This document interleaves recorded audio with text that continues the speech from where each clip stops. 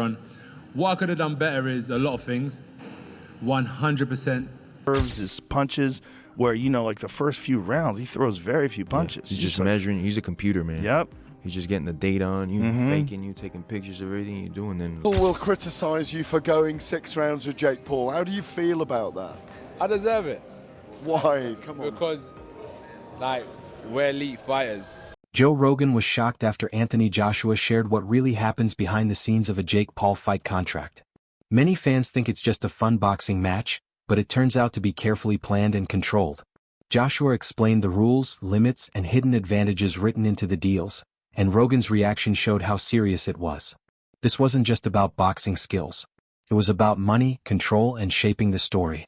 After hearing this, it's easy to understand why many real fighters have chosen to stay away from fighting Jake Paul.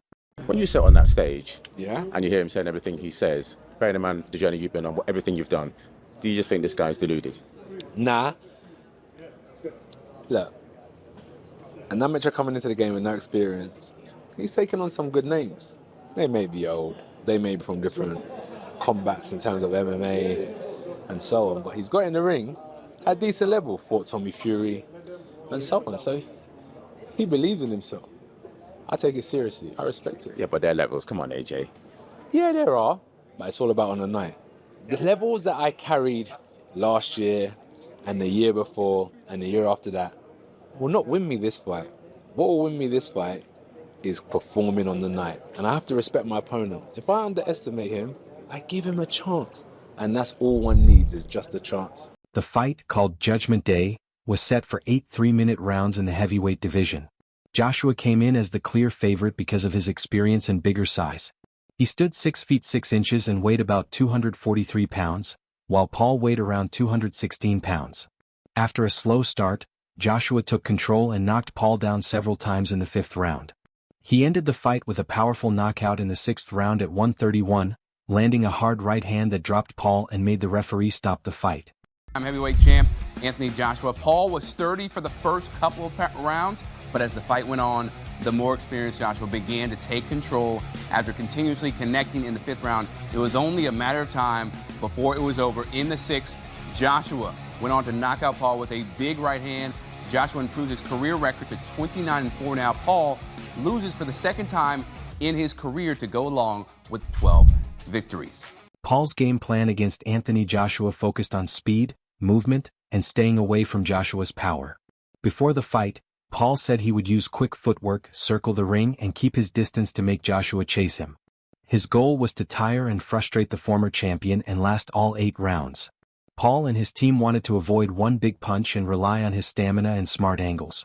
The plan was simple: keep moving, make Joshua miss, and don't trade punches with a bigger, more experienced fighter.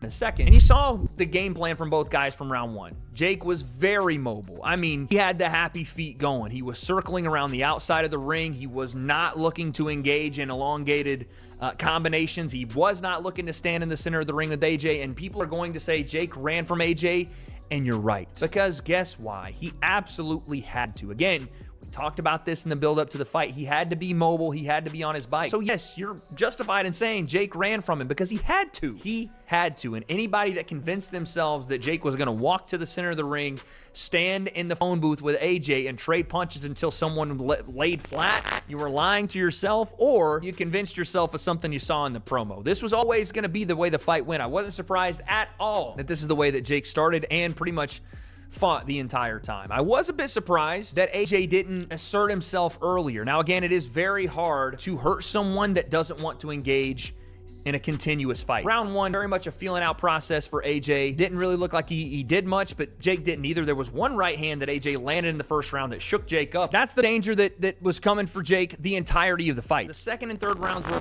pretty much the same, a bit of a mixed bag in terms of Jake tried to get on his jab more. He did land some jabs that snapped the head back of AJ and landed some right hands, but this was all calculated risk for AJ as well, because he knew as long as he turned that faucet on and let the water run and let it fill up the sink and never turned the faucet off, that eventually he would drown Jake, right? So every round it was pressure, front foot, front foot, front foot, and AJ strategically breaking down Jake's gas tank. I will say I'm pretty let down by the fact that AJ didn't cut the ring. I was shocked that he didn't go to the body more. I was shocked that he didn't set up his punches more, didn't get his head off the center line more. It was not a great performance from AJ, but at the same time, AJ had just come off a loss. AJ had just come off surgery. I'm not making excuses, but it wasn't a great AJ performance. Legendary announcer Michael Buffer shared his view on how Jake and Logan Paul have affected modern boxing. He said the brothers brought new energy to the sport and attracted younger fans who might not have watched boxing before. They are good at creating stories, building hype, and getting people excited. Buffer admitted that some critics still doubt crossover fights, but he said the Paul brothers' impact is real. By bringing in new viewers and more attention, they have helped boxing reach a wider audience. Well, Jake and Logan, first of all, are fantastic athletes. You know what Logan does with the WWE and what Jake does with boxing. He knocks people out and everything. And they both have massive fan bases. And for me, it's great to see people get young people that follow them that didn't have like, you know, they don't remember Ali or Joe Frazier or whatever. It's not in their wheelhouse. So it's great to see them developing fight fans and a big fight atmosphere. So it's very exciting. These two stood face to face, and the comment section on the internet was going crazy. They were like, call the ambulance now, basically. Like Anthony Joshua looks dangerous standing next to him. Anthony Joshua is, at this time, and has been for years, the biggest puncher in boxing.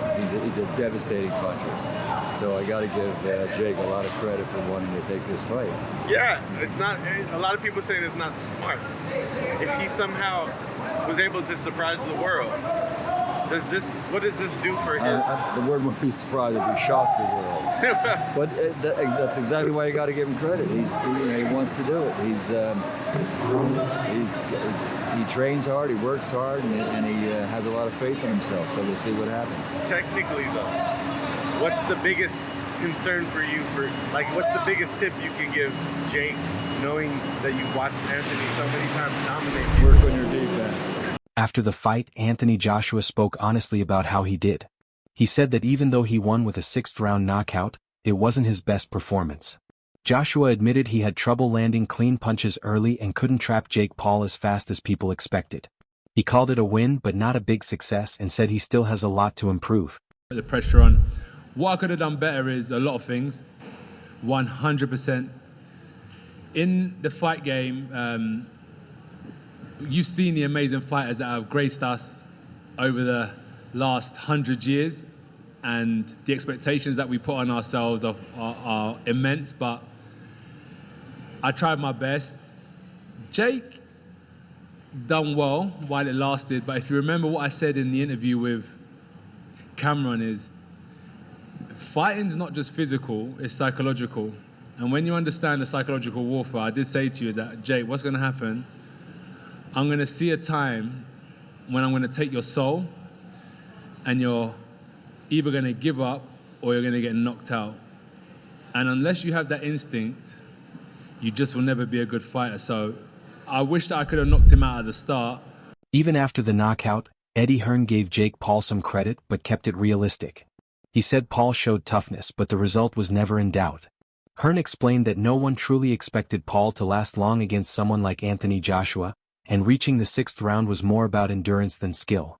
He said the fight showed the clear difference between social media fighters and top professionals, as Joshua's power and experience fully controlled the match. AJ's performance, I mean, Good. got it done. First 2 or 3 rounds, a little bit frustrating because you've been out of the ring for a year and a half and you've got a guy that's just running around the ring and, you know, you can say you've got to cut him off, but when they're moving at that kind of speed and they're holding up close, but his clinching was quite good, Jake. Like, you know, listen, you know, I'm not saying he's going to go and win a world title, but he just fought Anthony Joshua and went 5 and a bit rounds. So, you know, respect to him, and it was good to get some rounds in, to be honest with you. He's got a new team. If it would have gone 45 seconds, maybe people would have been more impressed, but we wouldn't really have got any ring time. So we've got that, and now it's a case of when we're at next. You described Jake as average a few years ago. What's your assessment of him now? Decent. If you listen to what I said in the build-up, I said he used to be average, now I think he's decent. And the same. I think he's like a top 50 cruiserweight in the world. Top 50, top 60 cruiserweight in the world. So, yeah, and look, you know, like I said, I hope he's okay. 4-0 to Matchroom over MVP. But we're friends now, so respect to him. And your message for Fury? Fury, listen, we'll see you in September. After the fight, Ryan Garcia shared a bold reaction on social media that got a lot of attention. He said he respected Jake Paul's effort but compared him to another top boxer, Gervonta Davis. Garcia tweeted that Davis would have done even worse to Paul and finished the fight faster than Joshua. Many experts agree and say this wasn't elite boxing. Even after the fight, critics still argue that the Joshua versus Paul match should never have happened. I mean, look, fair play to Jake Paul. He has a lot of guts, and the fact that he wasn't carried out of this fight on a stretcher, you know, certainly I guess you can say is a positive. But what did I think about this? What did I think about Mike Tyson versus Jake Paul? Look, it felt like Anthony Joshua carried him. It felt like Jake Paul brought in as much of a negative anti-style as possible, circling away, constantly holding Joshua, constantly falling to the ground. Again, while you're certainly going to give respect for the YouTube star turned fighter for having the guts to put on this type of show and to stand in there for as long as he did until a clean right hand in the corner when Paul was absolutely exhausted, dropped him and ended the fight. This is not elite boxing. And we knew that coming in, but if these fights are going to be sanctioned as official fights, like the Mike Tyson fight from last year, like this one, how much longer is the appetite for the fan going to be there? Before the fight, Deontay Wilder stirred up questions about whether the matchup would be completely fair, suggesting that contracts could decide who wins. Wilder said the fight might be like past spectacle matches where money and entertainment sometimes matter more than real competition. He hinted that the fighter favored in the deal might end up winning, raising doubts about whether the result would come purely from skill and strategy. This view has sparked bigger debates in the boxing world, as fans wonder if Jake Paul's fast rise is more about promotional deals than real athletic talent. Many are now paying closer attention to how business behind the scenes might shape fights, and whether financial incentives could influence the sport more than the actual abilities of the fighters. Wilder's comments have added fuel to these discussions, making people question how much of boxing's top matchups are truly about competition and how much are influenced by contracts and money. Joshua, and they asked Deontay Wilder, who does he think will win the fight? And he said, whatever's in the contract for the person to win, that's who will win. And let me counterpunch. What Wilder is saying is what a lot of people are fearing, right? You know, the Jake Paul FDA that, hey, he has to win each and every fight has been one of those things that has been lingering around in the boxing world, as we've seen about Mike Tyson, and Mike Tyson seeing him pulling punches or appeared to be pulling punches and not really trying to fight Jake Paul. And I reminded people that it was an exhibition. And despite how it was billed and what Mike promised to do, I think none of those guys were just trying to hurt each other. You know, I think Jake Paul was actually just trying to, just share the ring with a legend. You know what I mean? To be honest, he made sure he won, sure. But, you know, he didn't try to go out of his way to hurt Mike like he did, like he dropped Anderson Silva or he knocked out Tyron Woodley.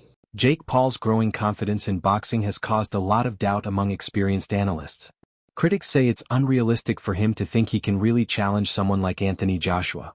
Joshua is a top heavyweight with years of training, many championship fights, and proven endurance that Paul hasn't faced yet. Some observers note that Paul seems to rely on speed or physical tricks, while Joshua is completely natural, combining size, strength, and skill that are hard to beat. This big difference has made fans and experts question if Paul is truly ready for such a huge challenge. These concerns have sparked bigger debates, especially because of the huge money involved. High-profile fights usually come with complicated contracts and massive payouts, which can influence more than just who gets matched up. Deontay Wilder's comments have drawn attention to how deals behind the scenes might affect outcomes in ways fans rarely see.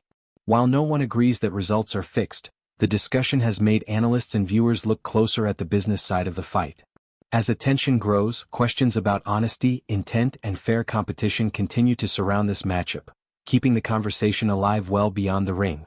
Answer early. Is Jake Paul natural? No. I can say that with pretty certain confidence in that statement, mainly because, as you heard me mention, I know a lot of the people he trains with, and I have heard things. Now let's give Jake the benefit of the doubt, right? He's able to restrain from the peer pressure that everyone's putting on him to hop on these certain compounds. Then that would be cool to train natural, do what he needs to do. But the thing is, his body composition has changed so much, his explosiveness, his power, and yes, that comes with training and time. But I find it very, very suspicious that for some reason, whenever a drug test gets brought up, for instance, when Fury wanted that in the contract, Jake Paul turns them down. So you should think to yourself, it's probably because he's not natural. Now I want to make it clear, I don't care whether Jake Paul is natural or not. There's so many people that aren't natural that are in combat sports.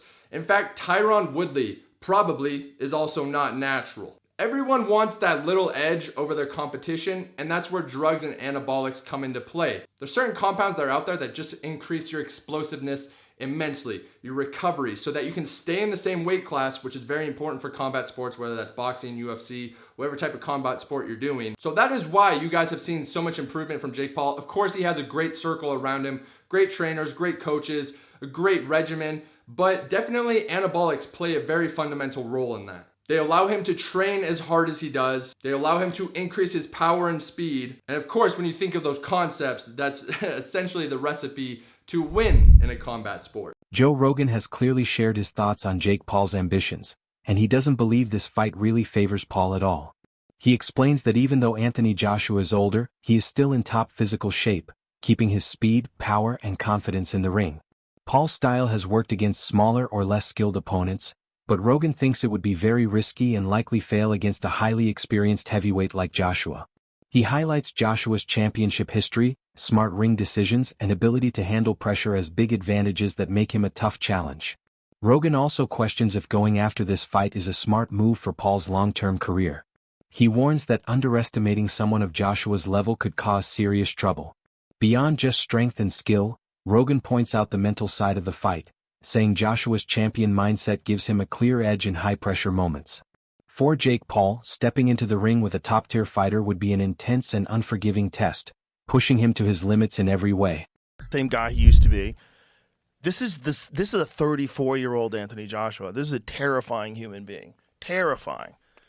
Again, a guy who survived Usyk twice. You know, you saw what Usyk did to Dubois?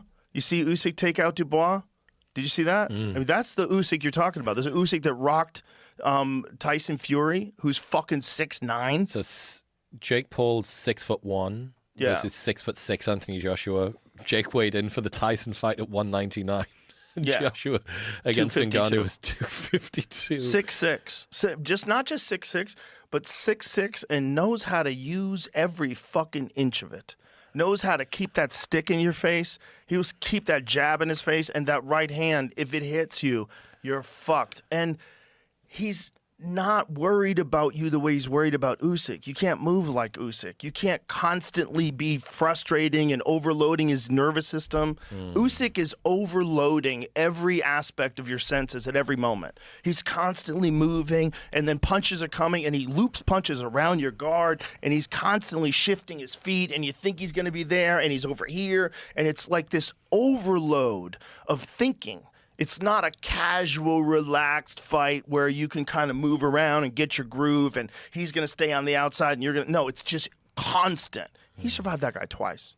He survived, in my opinion, the most skillful heavyweight of all time. Twice. And you're going to go box him? And the toughest guy you fought before was 40 years old Anderson Silva? That was the toughest guy so far you fought? You lost to Tommy Fury, who's a very good boxer, but this is a giant Olympic gold medalist heavyweight. I mean, Anthony Joshua is fucking Here's terrifying. the thing that nightmares are made of. And he's got that one-punch nuclear power. One punch. And he's fast. What do you think? Do these details change how you see the fight, or is it just guesswork?